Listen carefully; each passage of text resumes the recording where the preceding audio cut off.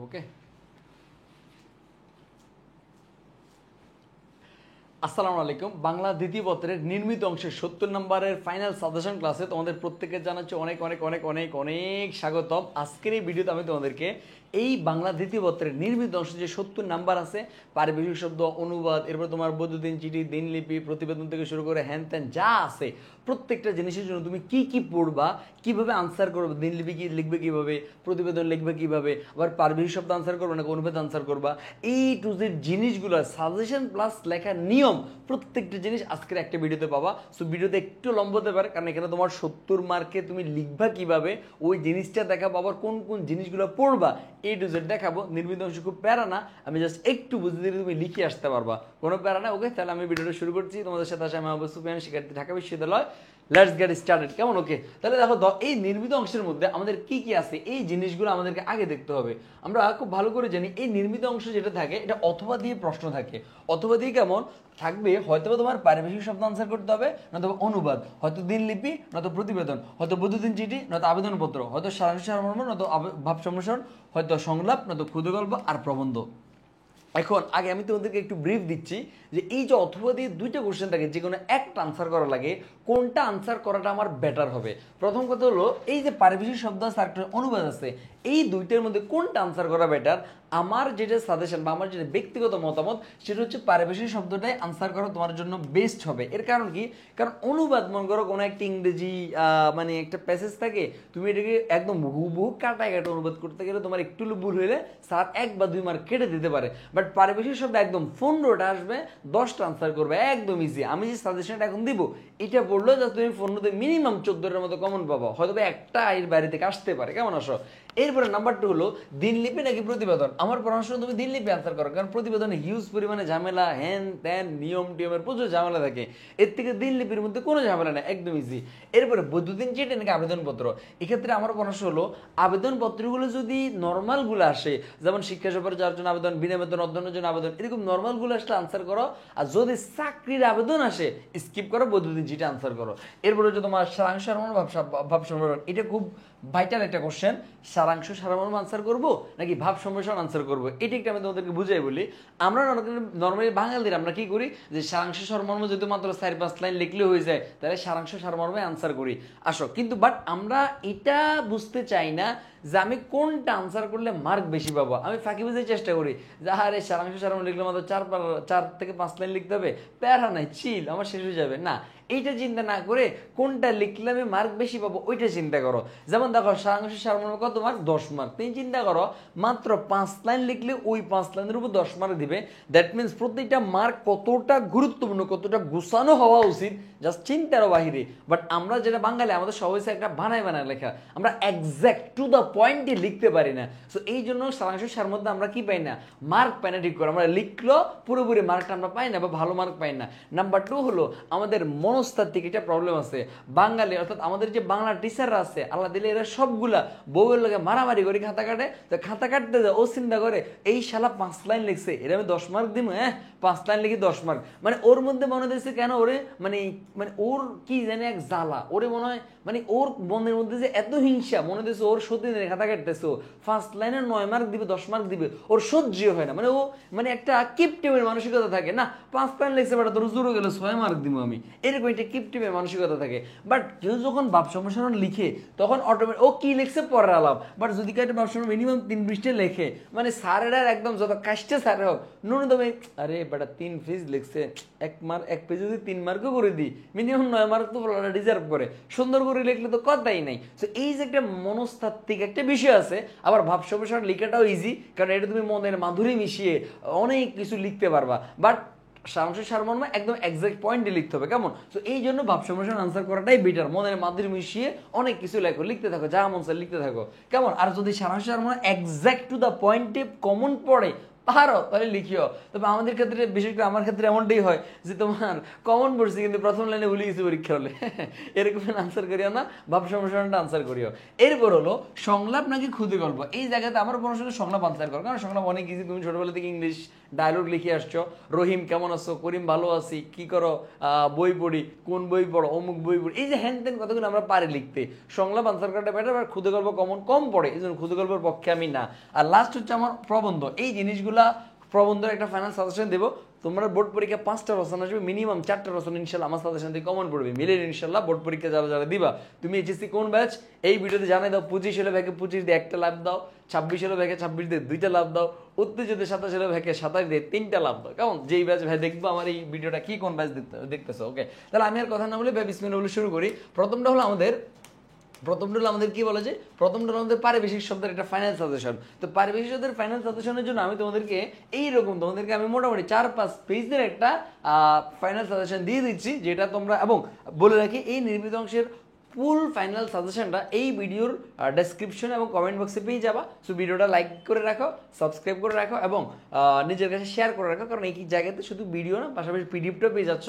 কারণ এই জিনিসগুলো আমি এখন দেখানোর সময় নেই, দেখানোর দরকারও নেই। তুমি জাস্ট ভাষার মধ্যে একটু বেশি বেশি প্র্যাকটিস করবো, বেশি বেশি কি করবা, ভাষার মধ্যে লিখবা। তাহলে এই যে পারিবারিক শব্দগুলো আছে, এই পারিবারিক শব্দগুলো আমি তোমাদেরকে দিয়ে দিব কমেন্ট বক্সে বা পিডিএফ করে দিয়ে দিব।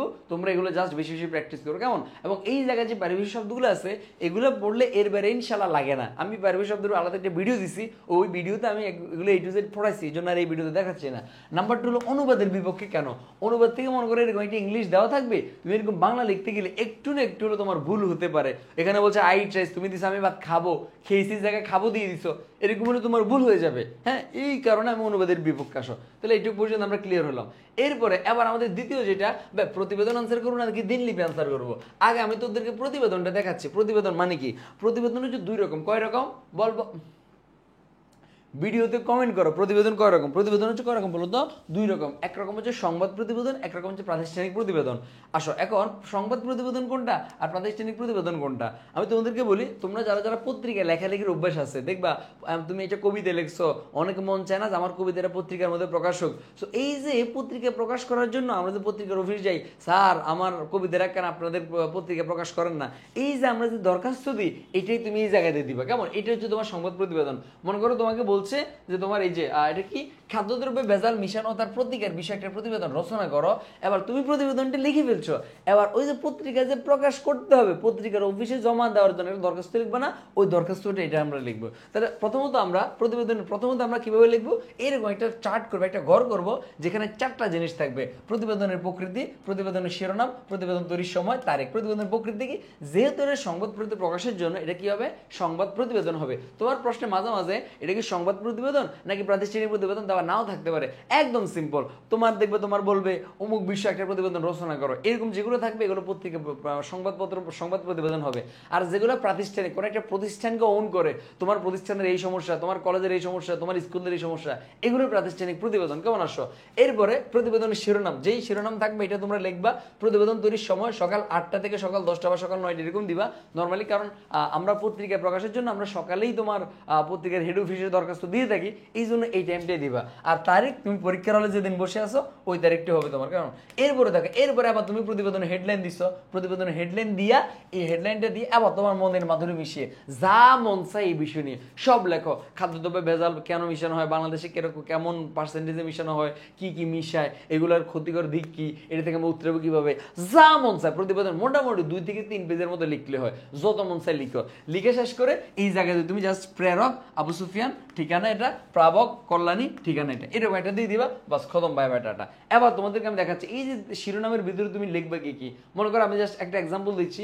বেঁচে থাকার জন্য মানুষকে খাদ্য গ্রহণ করতে হয়, খাদ্য মানুষকে বাঁচিয়ে রাখে এবং সুস্থতা দান করে, তাই খাদ্য হতে হয় টাটকা, পুষ্টিকর, নিরাপদ। কিন্তু বর্তমানে এক শ্রেণীর স্বার্থ দর্তলোক মানুষ খাদ্যদ্রব্য ভেজাল মিশিয়ে মানুষের জীবনকে সংগ্রাম, মানে এই যে মনে করো খাদ্যদ্রব্য ভেজাল সম্পর্কে যা খাদ্যদ্রব্য ভেজাল কেন মিশানো হয়, এটার মিশায় কেন, কত % মানুষ মিশায়, প্রতি বছর অনেক মানুষ অসুস্থ হয়ে যায়, মারা যায় এই খাদ্যদ্রব্য ভেজাল মিশানোর কারণে, এখান থেকে উত্তরানোর ওই কি, প্রত্যেকটা জিনিস তোমার যা যা মন চায় তুমি এই জায়গাটা তুমি লিখতে পারো। কেমন আসো? তা আমি এখানে দেখাচ্ছি না, এবং মোটামুটি যখন তোমার শেষ হবে জাস্ট সব শেষ করে লিখে দিবা প্রতিবেদক আবু সুফিয়ান, এরপরে তুমি ওই যে খামটা দিয়ে দিবা। আসো, এটা গেছে আমাদের সংবাদ প্রতিবেদন। এবার আমরা যাবো প্রাতিষ্ঠানিক প্রতিবেদন। প্রাতিষ্ঠানিক প্রতিবেদন হচ্ছে কোনো একটা প্রতিষ্ঠানকে ওন করে লেখে, যেমন হতে পারে কি তোমার কলেজের গ্রন্থাগারটি সংস্কার প্রয়োজন বিষয়ে একটি প্রতিবেদন রচনা করো। মানে তোমার কলেজের প্রিন্সিপাল তোমার বলছে, সুফিয়ান এদিকে আসো, আমাদের কলেজের গ্রন্থাগারে কি কি সমস্যা একটা প্রতিবেদন রচনা করো। তাহলে তুমি নর্মালি তোমার কলেজের স্যারের যেরকম দরখাস্ত তা না, এরকম একটা দরখাস্ত আগে লিখবা, তারিখ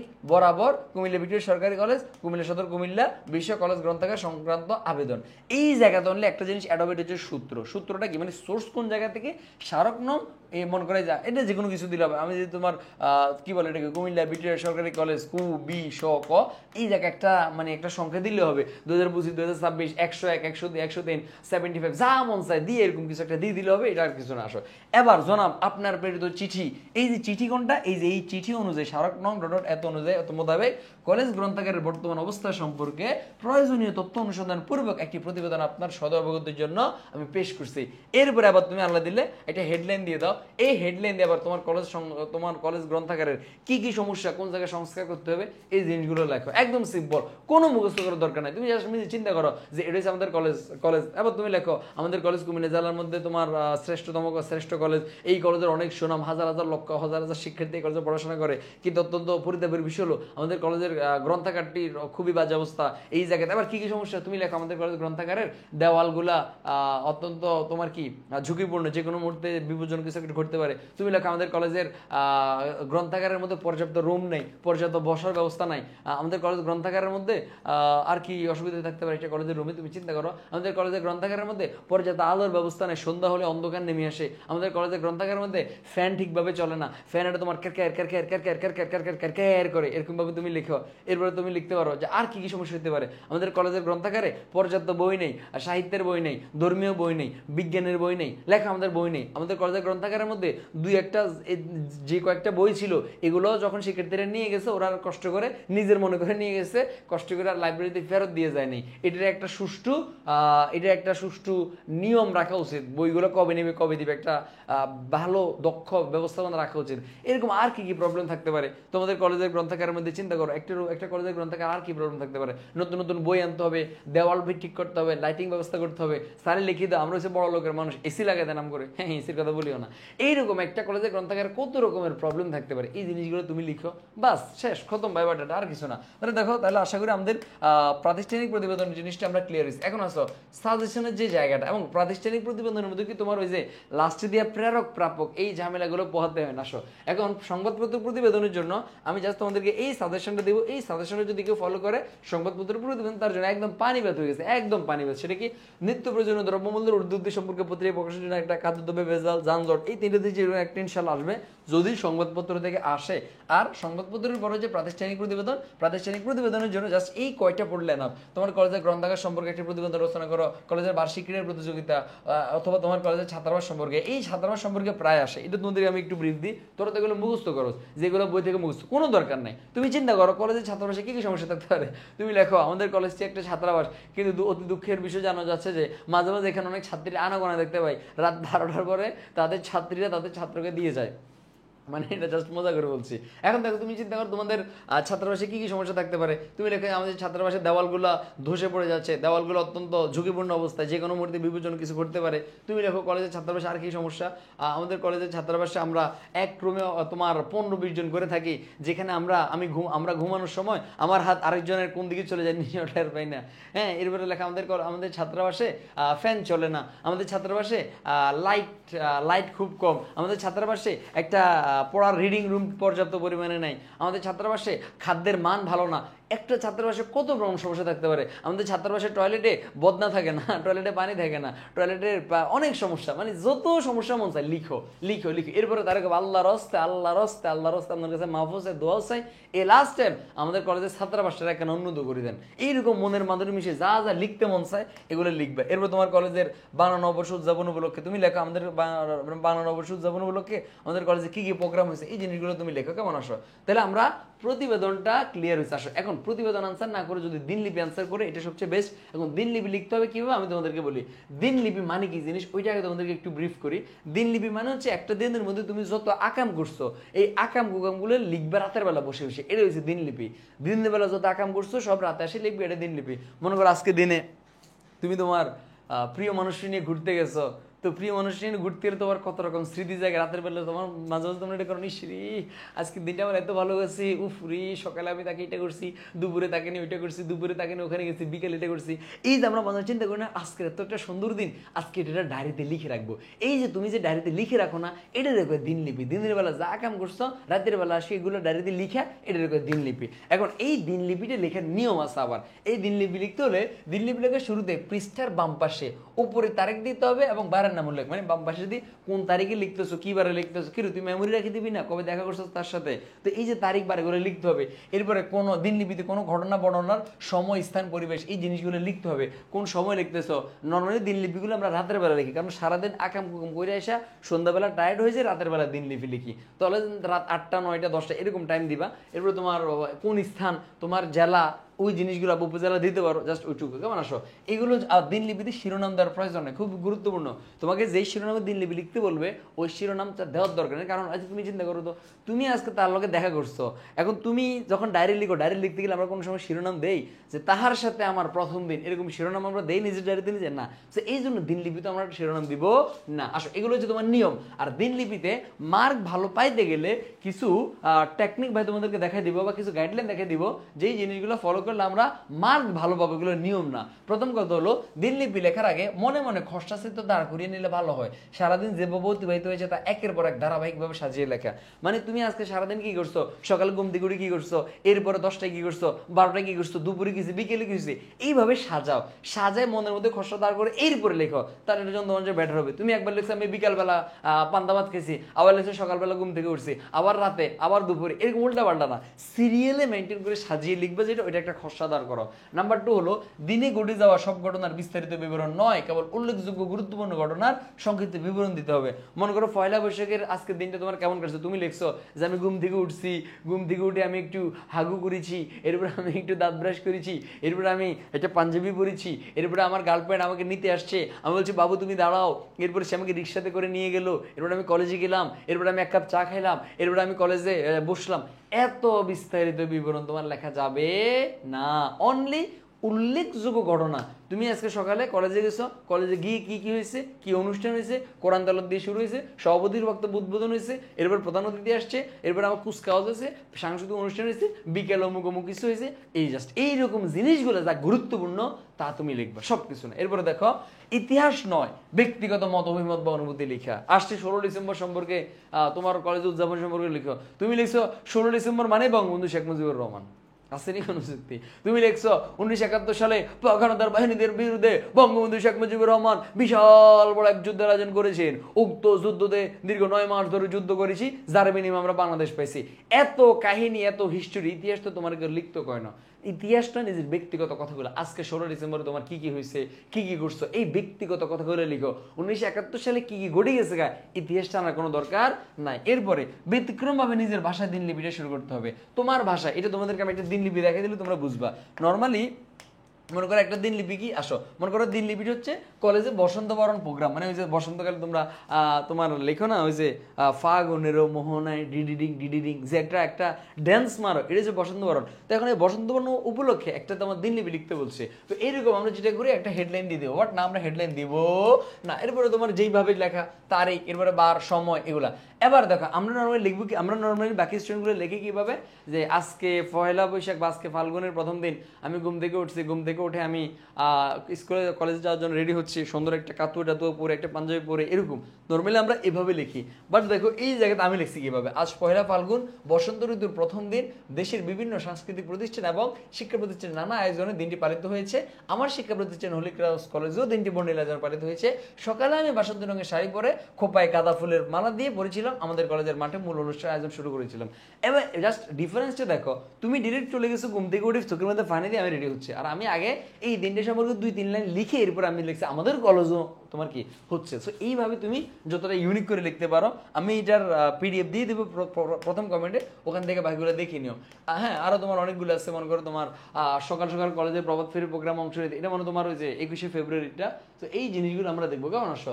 আর লাগবে না, মোটামুটি বানানো অবসর সম্পর্কে অনেকগুলো আছে, কেমন? আমি পিডিএফটা দিয়ে দিবো। আসো এখন এই দিনলিপির একটা ফাইনাল সাজেশন, দিনলিপি কোনগুলো আসতে পারে তোমার কলেজে মাতৃভাষা দিবস, বিজয় দিবস, স্বাধীনতা দিবস বা বসন্ত বরণ উদযাপন, মানে কলেজের একটা অনুষ্ঠান যেটা সম্পর্কে তুমি লিখবে। কলেজে অনুষ্ঠান সবগুলো প্রায় সেম থাকে, সভাপতি থাকে, প্রধান অতিথি থাকে, তোমার কলেজের অধ্যক্ষ নেতৃত্ব দেয়, এই জিনিসগুলো তোমার, আর কিছু না। এরপরে পহেলা বৈশাখ বা বাংলা নববর্ষ উদযাপনের একটা দিনলিপি লেখো, কলেজের প্রথম দিন অথবা বিদায় অনুষ্ঠান, কলেজের বসন্ত বরণ, কেমন? এই জিনিসগুলো যদি তোমার দিনলিপির মধ্যে আসে, আশা করি যেটাই থাকুক তুমি এখন অ্যাটলিস্ট দিনলিপিটা লিখতে পারবা, কেমন? আসো এরপরে আবেদনপত্র। আসো আবেদনপত্র আনসার করবো নাকি বৈদ্যুতিন চিঠি আনসার করবো? সেক্ষেত্রে আমি তোমাদেরকে বলি জাস্ট 4টা জিনিস দিব। আবেদনপত্র যদি তোমার এগুলো আসে কমনগুলা, বিনা বেতন অধ্যয়নের জন্য আবেদন, শিক্ষা সফরে যাওয়ার জন্য আবেদন, তাহলে এগুলো তুমি আনসার করো। বিনা বেতন অধ্যয়ন, এগুলো ক্লাস 6-7 থেকে পড়ে আসছো, যে আমার বাপ কৃষক, আমরা 5 ভাই 5 বোন, হ্যাঁ অনেক ভাই বোন বেশি, আমাদের বাপের পক্ষে আমাদের লেখাপড়া খরচ চালানো সম্ভব না, আপনি যদি একটু দয়া করে আমাদেরকে একটু বিনা বেতন অধ্যয়ন করো, এই যে জিনিসগুলো। আবার শিক্ষা সফরে যাওয়ার জন্য আবেদন, তুমি তোমার স্যারে বলো যে স্যার সারা জীবন দেখে আসছি, সারা জীবন শুনে আসছি কক্সবাজার হচ্ছে পৃথিবীর দীর্ঘতম সমুদ্র সৈকত, স্যার আমরা কখনো দেখি না, স্যার আমরা এবার এটা সরাসরি নিজের চোখে দেখতে চাই, আমরা শিখতে চাই, আমরা সমুদ্রের ঢেউ থেকে শিখতে চাই, আমরা সূর্যাস্ত দেখতে চাই। এই যে শিক্ষা, অথবা সুন্দরবনে গিয়ে সুন্দরবনের প্রাণী গাছগাছালা সারা জীবন বইতে বসছি, এখন নিজের চোখে গিয়ে আমরা একটু দেশকে জানতে চাই, দেশকে শিখতে চাই, প্রাকৃতিক সৌন্দর্য আমাদের দেশের, এগুলো এই যে কত কথা আছে না, এই জিনিসগুলো তুমি পারো, আমার থেকে ভালো দরকার নাই। বাট যদি প্রতিষ্ঠানে অফিস সহকারী পদের জন্য আবেদন, এরপর তোমার শিক্ষক পদে চাকরির জন্য আবেদন, এই যে চাকরির জন্য আবেদন যেগুলো আসবে, এগুলো আমরা টোটালি স্কিপ করাটাই তোমার জন্য সবচেয়ে বেস্ট হবে, কেমন? স্কিপ করাটাই তোমার জন্য বেস্ট হবে। এটা স্কিপ করে তুমি প্রয়োজনে বৈদ্যুতিন চিঠি আনসার করো, ওইটা তোমার জন্য মোর অ্যান্ড মোর বেটার। এখন বৈদ্যুতিন চিঠি মানে ইলেকট্রনিক মেল, মানে ইমেল যেটাকে বলে আর কি। এটার নিয়ম হচ্ছে from to CC BCC subject, from to CC BCC subject. From মানে কি? ফ্রম মানে তুমি যেই জিমেল থেকে লিখতেছো তোমার জিমেলটা লিখবা, টু মানে তোমার যার কাছে পাঠাবা তার জিমেলটা লিখবা, এবং এই জায়গাতে খেয়াল রাখবা এই জায়গায় তুমি যা দিবা না কেন সব কিছু হবে তোমার ছোট হাতের। মনে করো সুফিয়ান সাদিয়া ইমান, এরপরে তোমার 75@gmail.com, যা দিতে পারো, সমস্যা না আসে। এরপরে আবার তুমি মনে করো সাবজেক্ট কি? মোবাইল ফোনের অপব্যবহার, ক্ষতিকর দিক। প্রিয় বন্ধু শুভেচ্ছা নিও, সালাম নিও। তুমি শুনেছি নাকি তুমি এখন মোবাইল ফোন, একটা দামি মোবাইল নিয়েছো, তো বন্ধু মোবাইলের কিন্তু যথেষ্ট ভালো খারাপ দিক আছে, মোবাইলের খারাপ দিকগুলো কি কি এগুলো তুমি চাইলে লিখতে পারো।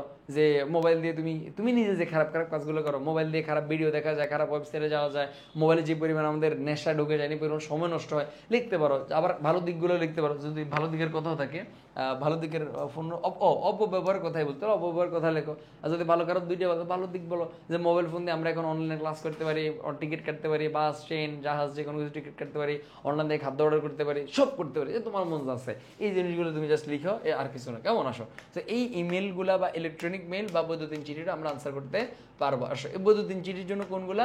শিক্ষা সফরে যারা আমন্ত্রণ জানেন, তোমার বন্ধুর নিকট একটি বৈদ্যুতিন চিঠি। সাদিয়া তোমার সাথে তো আমার ট্যুর দিতে তোমার আম্মু দিবে না, চলো সাদিয়া আমরা একটা শিক্ষা সফরে যাই, আমরা সফরের নামে অনেক কিছু শিখবো, আমরা কক্সবাজারকে একসাথে হাতে হাত রেখে কাঁধে কাঁধ মিলিয়ে বুকে বুক মিলিয়ে আমরা কক্সবাজারের শিক্ষা সফরে যাব। হ্যাঁ, এরপরে তোমার এরকম আমরা একদম একসাথে অনেক কিছু শিখবো, দিন রাতে সবসময় শুধু শিক্ষার উপরে থাকবো, চলো সাদি আমরা শিক্ষা সফরে যাই।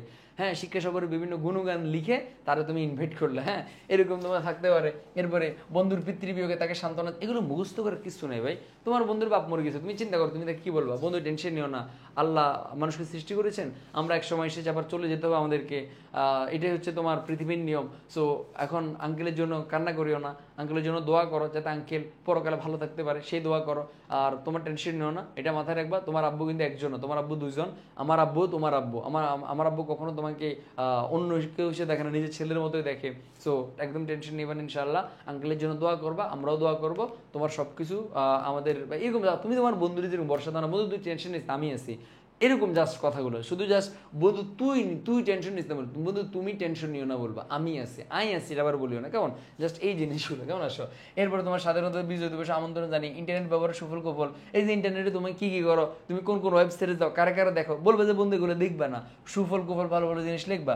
বিশ্ব ভালোবাসা দিবস উপলক্ষে শুভেচ্ছা জানি। এখন তোমার মনে তো ভাই এটা ফাইজলামি করেন না, ঠাট্টা করেন, ভালোবাসা দিবস আসে, এটা কুমিল্লা বোর্ডে আসছে 2022 বা 23 সালে, তুমি লিখতে পারো ভালোবাসা দিবসে লিখতে পারো সাদি আমি তোমাকে অনেক ভালোবাসি, আজকে ভালোবাসা দিবস, তোমার অনেক শুভেচ্ছা। এই জায়গাতে আবার আইসা হাদিস লিখে দিও না আইসা যে ভালোবাসা দিবস হচ্ছে বিশ্ববিহার দিবস, ভালোবাসা দিবস হারাম হারাম ইটস হারাম, এইখানে লিখে দিও না। হ্যাঁ, কারণ তোমার প্রশ্ন হচ্ছে ভালোবাসা দিবসগুলোকে বন্ধুরে প্রিয়জনকে ইমেল পাঠাও, তো প্রিয়জনকে ইমেল পাঠাইলে তুমি প্রিয়জনকে প্রিয়জনের ভাষায় পাঠাও, এখানে তোমার এগুলো লিখে দিও না, তাহলে আবার মার গোল্লা দিয়ে দিবে। কেমন? আসো, এরপরে হলো তোমার এরপরে আবার ভাব সম্প্রসারণ আর সারাংশ সারমর্ম। আমি জাস্ট ভাব সম্প্রসারণ এই সাজেশনগুলো দিচ্ছি, তোমরা গুগল থেকে বা যেখান থেকেই পড়ো এগুলো পড়ে নিও। কেমন? জাস্ট একটা স্ক্রিনশট নিয়ে নাও, এখান থেকে ভাব সম্প্রসারণগুলো পড়বা। আর আমি তোমার সারাংশ সারমর্ম দিই নাই কেন, কারণ এগুলো কমন, সারাংশ সারমর্ম কমন ফালালো অনেক টাফ, বিগত বছরের কোশ্চেনগুলো পড়লে হবে, আর তবুও সারাংশ সারমর্ম আনসার করাটাও টাফ, নাম্বার কম পাই, এই জন্য আমি এটা প্রেফার করি না। আসো, এরপর হচ্ছে সংলাপ। সংলাপ যেগুলো তোমার সংলাপ তো আমরা বুঝি, জাস্ট আমি একটা মনে করে দেখাচ্ছি। মনে করো যে কোনো একটা সংলাপ কি হতে পারে, সংলাপটা হতে পারে তোমার এই যে মনে করো ফেসবুক বা মোবাইলের সুফল ও কুফল সম্পর্কে। আবার মনে করো তুমি সংলাপটা লিখবো কিভাবে, এই যে তোমার পৃষ্ঠার মধ্যে মনে করো প্রথমে সুফিয়ান, হ্যাঁ এখানে হচ্ছে সুফিয়ান, তারপর সুফিয়ান বলছে সাদিয়া আমান তুমি কেমন আছো, সাদিয়া তুমি কেমন আছো। আবার এখানে মনে করো সাদিয়া, হ্যাঁ সাদিয়া আইমান, হ্যাঁ দুইটারে এই যে এই বিন্দু আছে না, এই বিন্দু আর এই বিন্দু একসাথে রাখার চেষ্টা করবে, একদম সব এক তালে সব এক তালে থাকবে। আমি ভালো আছি, তুমি কেমন আছো, আমি ভালো আছি। তো কি করো, আমার সময় কাটতেছে না, মোবাইলে স্ক্রল করতেছি বা মোবাইলে আমি নিউজ ফিড দেখতেছি। এরপর তুমি বললো আরে আমাদের সময়গুলো, মূল্যবান সময়গুলা মোবাইলে আমাদের নষ্ট হচ্ছে, কিন্তু বর্তমানে এই মোবাইল আমাদের কত ক্ষতি করতেছে, সময় নষ্ট করতেছে, আমাদের পড়াশোনার ক্ষতি হচ্ছে, এই হচ্ছে সে হচ্ছে, বিভিন্ন কথা ক্ষতিকর লিখবা। আবার উপকার, তখন সাথে মানে বলে উপকারও তো আছে, আমি সুফিয়ান ভাইয়ের ক্লাস করি, অনেক কিছু শিখি, বাইরে যাওয়া লাগে না, মানে আমি ঘরে বসে সব কিছু শিখতে পারি, ঘরে বসে আমি আমার টিকিট কাটতে পারি, ঘরে বসে আমি আমার তোমার আর কি হতে পারে, ঘরে বসে আমি আমার খাবার অর্ডার দিতে পারি, বই অর্ডার দিতে পারি, সব কিছু করা যায়। তোমার মতো করে তুমি লেখো, ভেরি সিম্পল। এইরকম জিনিসগুলো হচ্ছে তোমার সংলাপে আর কি। কেমন? দুজনের মধ্যে একটু জাস্ট চ্যাট কথোপকথন, যেটা তোমরা প্রাইমারি স্কুল থেকে লিখে আসছো। সংলাপের মধ্যে কি হতে পারে, বই পড়ার গুরুত্ব থাকতে পারে, সড়ক দুর্ঘটনার বিভিন্ন বিষয় সচেতনতা, শিশু নারীর প্রতি সহিংসতা, উচ্চ মাধ্যমিক পাশের পর, এই জিনিসগুলো আর লাগবে। আর প্রবন্ধ আমি তোমাদেরকে জাস্ট 5টা রচনা দেবো, মানে 5 কাইন্ডের রচনা দেবো, এবং এই 5টা যেহেতু 5টা রচনা 5 রকম থেকে আসে, আমি তোমাদেরকে দেখাচ্ছি কোন 5টা আসবে, এবং ইনশাল্লাহ যেগুলো পড়তে বলবো জাস্ট এগুলো পড়বি, সব পাবে ইনশাল্লাহ, কমন পাবে। আমি জাস্ট এই সাজেশনটা আমার গত বছর 2024 এইচএসসি 24 বেসের জন্য আমি বানাইছি, ওই সাজেশনটা 24 হুবহু আসছে, এবং এটাই 25 বছর আসবে, 26 বছর আসবে। জাস্ট একটা জায়গায় চেঞ্জ হতে পারে, সেটা সাম্প্রতিক ঘটনা, যেটা আমি এখন অ্যাড করছি 24-এর গণঅভ্যুত্থান, সাম্প্রতিক ঘটনা চেঞ্জ হতে পারে, জাস্ট এটা বাদে বাকি সব সেম থাকবে। আসো আমি জাস্ট একটু দেখাচ্ছি, মনে করো আমি তোমাকে দেখাচ্ছি জাস্ট এটা কি, এই যে স্বদেশ প্রেম, অধ্যাবসায়, শিষ্টাচার, শ্রমের মর্যাদা, এই 4টা থেকে একটা রচনা কনফার্ম আসবে। তুমি যেই বোর্ডে পরীক্ষা দাও, অক্সফোর্ডে পরীক্ষা দিলে যদি ওখানে রচনা থাকে 4টা থেকে একটা কনফার্ম আসবে, বাট সবচেয়ে বেশি সম্ভাবনা হচ্ছে তোমার স্বদেশ প্রেম দেওয়ার আর শ্রমের মর্যাদা, যে কোনো একটা দেওয়ার সম্ভাবনা সবচেয়ে বেশি, মোস্ট ইম্পর্টেন্ট। নাম্বার 2 হলো তোমার যে কোনো বিজ্ঞান রিলেটেড, দৈনন্দিন কাজে বিজ্ঞান, সম্পদের কাজে বিজ্ঞান, মানব কল্যাণে বিজ্ঞান, কৃষিকাজে বিজ্ঞান, যে কোনো একটা বিজ্ঞান সম্পর্কে প্রশ্ন সম্ভাবনা খুব বেশি, যে কোনো একটা বিজ্ঞান। কেমন? এই হচ্ছে দুই নাম্বারটা। এরপর তোমার ইন্টারনেট আজকের বিষয়, আধুনিক তথ্য প্রযুক্তি, বাংলাদেশের পোশাক শিল্প, এটা তো কনফার্ম আসবে। বাংলাদেশের পোশাক শিল্প, প্রজন্ম শিল্প কনফার্ম আসবে, একটা স্ক্রিনশট দিয়ে রাখ, যদি আসে সুন্দর করে অপরিচিত পরিবার একটা লাভ দিবি, ঠিক আছে, নাহলে একদম এটা কনফার্ম আসবে। এরপর দেখ 21শে ফেব্রুয়ারি অথবা আন্তর্জাতিক দিবস, যে কোনো একটা দিবস সম্পর্কে আসবে, 21শে ফেব্রুয়ারি হতে পারে, বিজয় দিবস হতে পারে, মুক্তিযুদ্ধের চেতনা হতে পারে, মানে যে কোনো একটা দিবস কনফার্ম আসবে। আর রিসেন্ট ঘটনা হতে পারে, সেটা দ্রব্যমূল্যের ঊর্ধ্বগতি, অথবা রিসেন্ট বর্তমানে যে ঘটনাগুলো আছে, যে কোনো কিছু একটা সম্পর্কে আসতে পারে। দ্রব্যমূল্যের ঊর্ধ্বগতিটা বেশি আসে, অথবা মনে করো 24-এর গণঅভ্যুত্থান, অথবা এখন যেহেতু তোমার ইন্টারিমের যোগ, অভ্যন্তরীণ তোমার কি বলে এটাকে, অভ্যন্তরীণ সরকার, গণঅভ্যুত্থানের সরকার বা গণঅভ্যুত্থান কিছু একটা আসতে পারে, বাট এগুলো আমরা না, এগুলো খুব বেশি পেইন না। জাস্ট এই যে মনে করো এই যেগুলো আসছে না, এগুলো বললে যে কোনো একটা বিজ্ঞান থেকে আসতে পারে, স্বদেশ প্রেম, শ্রমের মর্যাদা, যে কোনো একটা আসতে পারে। এটা তোমার বাংলাদেশের পোশাক শিল্প খুবই সম্ভাবনা আসতে পারে, যে কোনো একটা দিবস, 21শে ফেব্রুয়ারি, মুক্তিযুদ্ধের চেতনা, বিজয় দিবস, যে কোনো একটা আসতে পারে। জাস্ট এই জিনিসগুলো বলে তুমি 100 কমন পাবা। আমি যদি তোমাকে দেখাচ্ছি যে 24 সালে কোনগুলো আসছে, তাহলে বুঝতে পারো। দেখ আমার এই সাজেশন থেকে 24 সালে যে রচনাগুলো আসে, দেখ স্বদেশ প্রেম Comilla board, Dinajpur board, Barisal board, 4টা বোর্ডে আসছে।